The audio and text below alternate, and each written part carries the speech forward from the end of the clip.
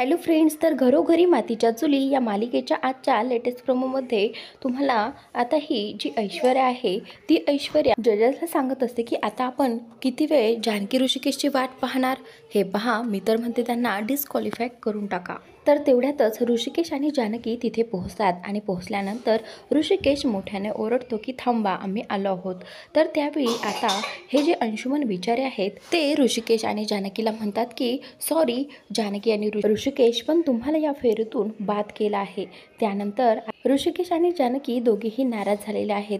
त्यानंतर आता ही जी ऐश्वर्या आहे तिला मात्र खूप आनंद झाला आहे आणि इकडे ती सारंगला लगेचच हातावरती टाळी मारत असते आणि सारंग सुद्धा खूप खुश झालेला असतो, कारण त्यांना वाटतं की त्यांच्या वाटेतला काटा आता गेला आहे आणि हा गेमही आता आपणच जिंकणार आहोत।